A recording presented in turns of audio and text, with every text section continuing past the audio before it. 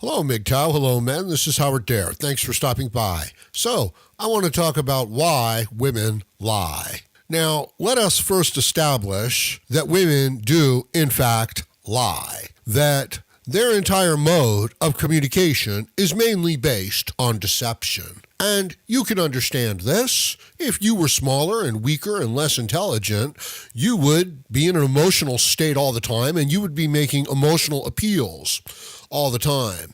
This is important. Men don't communicate like this. Men actually use language to express ideas and plans in the physical world, and then, work out the difficulties and obstacles. Women do that too. Yeah, they do. They can do these things when they want to do these things. But for the most part, they're communicating through emotional appeals and emotional manipulation of men and people in authority. And I think it's understandable why somebody would, in the weaker position, why they would come at it from that angle. And if you're dealing with a really good-natured, trusting sort of man, it would be pretty easy to get the upper hand. You would just have to convince them of some sort of code of behavior, and then you would have them through a kind of internal set of rules that they carry within themselves. Hence the term internal, right? I don't mean to be redundant, but there it is. So, children, you see, they don't have to lie, right? Because they're cute and people like them, right? But the woman, especially as she's getting older, no, not so much. And I hope that you can understand how this works on like a societal level where a group of people would, suggest that, you need to feel sorry for them and you need to give them special consideration. I hope that you can understand why people in an inferior position would come forward with that idea, right? And imagine if they could, as I said before, internalize these ideas into like the indoctrination of the young. In other words, if they could convince healthy, hardworking, intelligent people that the most important thing for them to do in life was to take care of people who could not take care of themselves. So you would have whole generations of capable, healthy people that could build a life for themselves, perhaps even build a family. But instead, because of how they were raised and their indoctrination, they would feel shame and guilt, and they would sacrifice for others, for the group. You see that they would have so much consideration of others that it would stifle their ability to build their own lives, right? I mean, you could imagine how, like maybe in a science fiction movie, it would come to that point where you just had a whole bunch of really intelligent, healthy people sacrificing their future for a group of people that don't even want to take care of themselves. They just want to breed like, rabbits and, eat the free food. And they can't really do anything more than that. Like they're not going to become brain surgeons and great, artists or anything like that. They just don't have the upbringing. They don't have the background. I don't mean to be cruel or anything like that. You could also just look at the numbers, It's the truth of it. So what a chilling, frightening story that would be, huh? If lying and appealing for sympathy became like the most effective way to get by in an industrialized, technological, bureaucratic, liberal state, by exploiting the state, by getting resources from the state and playing upon the sympathy of those who are indoctrinated by the state and who are, operating within that system, kind of like from a virtuous point of view. You steal from them, you trick them, you take their hard work and you use it to pay for the, this unvirtuous behavior, right? And you could understand why, a large percentage of your population would adopt that technique. The cuckoo bird does pretty well, You can understand why. And then if you look at the population of the cuckoo birds, you could say to yourself, well, certainly the most aggressive of the cuckoo birds would even do better. So generation after generation, you're not just getting, new cuckoo birds, which is the female laying her eggs into the nest of another bird, and then that cuckoo bird pushing the eggs of the others out and pushing the young out and taking the resources from themselves. You could understand why the more aggressive the individual cuckoo bird is, the more successful it would be going generation to generation. So you just keep the situation, the evolution just keeps creating, this more and more toxic, maladaptive, exploitive situation. The non-virtuous, taking advantage of the virtuous through the rules and the regulations within the system that the virtuous won't exploit, but the unvirtuous will exploit, right? So, yeah, the cuckoo bird is very mean. It's a liar, right? But imagine if a huge percentage of your population adopts this kind of strategy regarding ethics, morality, the truth itself. So you've got a group of people that are getting by in the world based on emotions, based on manipulation, based on sympathy, based on perception.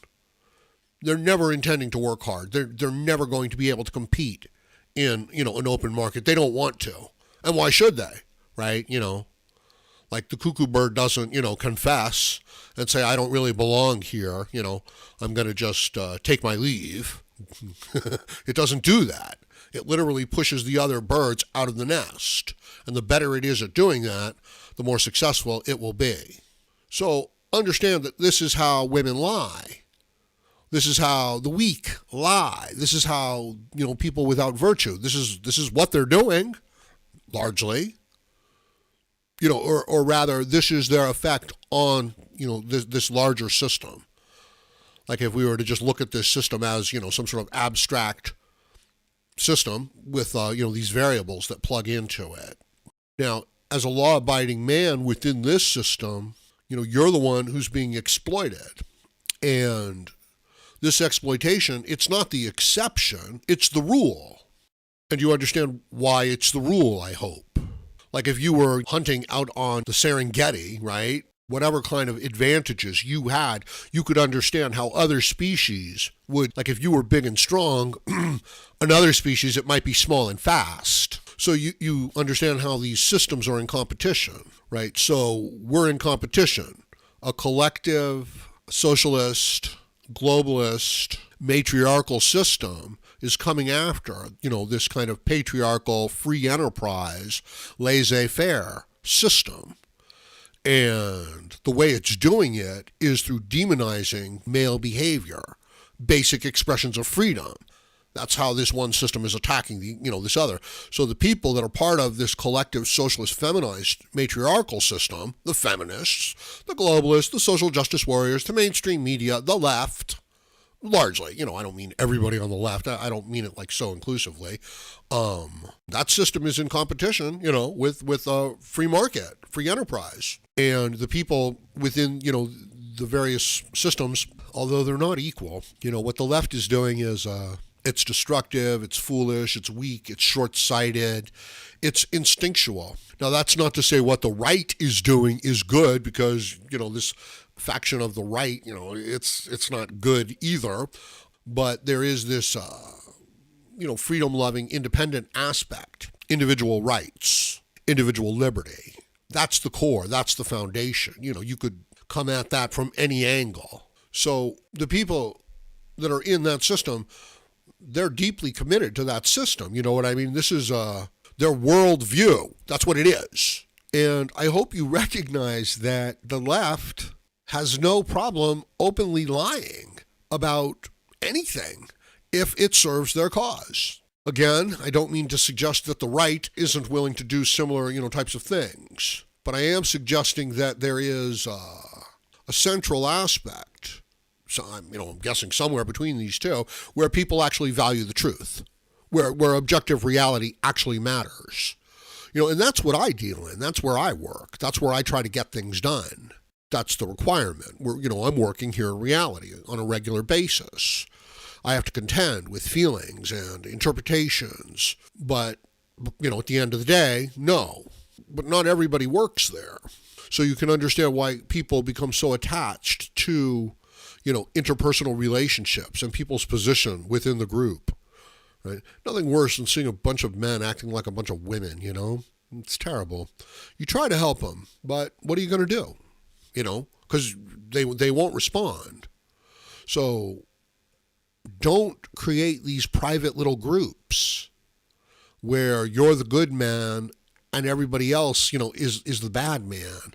It's the same as what the women do when they demonize, the male behavior. It's coming from a position of weakness and resentment and deception, and it's what is slave morality, right? It is playing the victim, the professional victim.